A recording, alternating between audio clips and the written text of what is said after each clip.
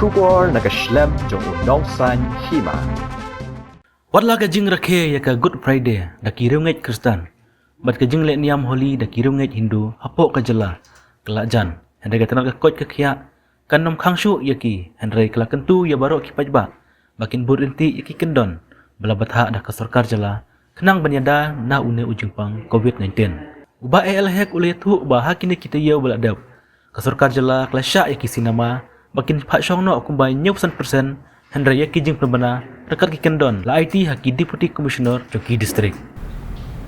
Wa happy lamnya tu le mengi ka long pundong ta kan ke jing ni Jepang ko bet la khambiar kam kiu po jela ka ni Allah yang kagak jelas Meghalaya ke jongi tiu ni Jepang ko bet ngai ulah nang duna nagapor si kapor tang ba jai bagala dang don biang ni ka second wave aborok we ka India ke jongi babon bagi state kena nang kiau ni covid tingiru kum ka state Meghalaya buat kum ki nongsong snong jong state Meghalaya imdi bangken sting ye kani kanong kuno ko poru kala banja apo ka state Meghalaya ru ting ide benlong ke ba fikir bat ban buat ranking ya kitu ki an mo protokol ke ba ai ka health department na por je kapor kumno ban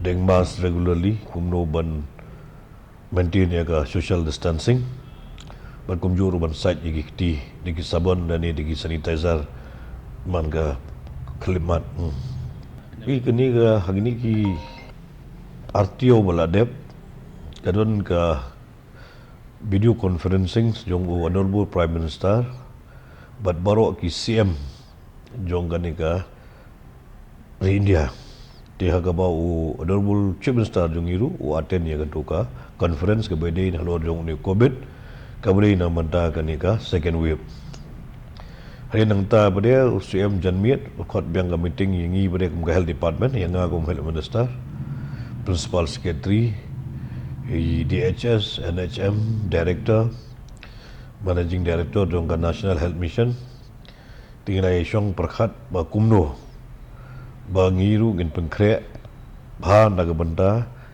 kaya don kanu ke jingja jong ka mutating jong niu COVID-19 ba lah jong niu COVID-19 kumno banyada naga ka second wave. Tinggi la syem perking bahaya kan ya ban ngi kentui ki pai ba bon jong nong sung stong jong state Meghalaya ke jongi bangim dei ban lasting dan sting ba ngide benda fikir bah ban light na uni uknyang jimpang betata la sha la pli lu de school senama hall la pli de school la pli ya ki bos la sha school ngi la sha 90% senama bangim pat sha nama galong ba 90% la sha ikiru Dam nyup san la sha.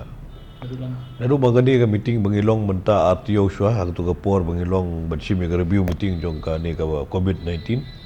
Iladap sha iki bagin ai baca iki nyup san. Kanya lingba jong ka DC committee commissioner. Alor jong ni festival ru nginum la ban khang ya ga jinglong ka festival ka badai ba jingit jong ganu ka niam ni ganu ka jai ben riu. Henry ka protokol tigriban follow back.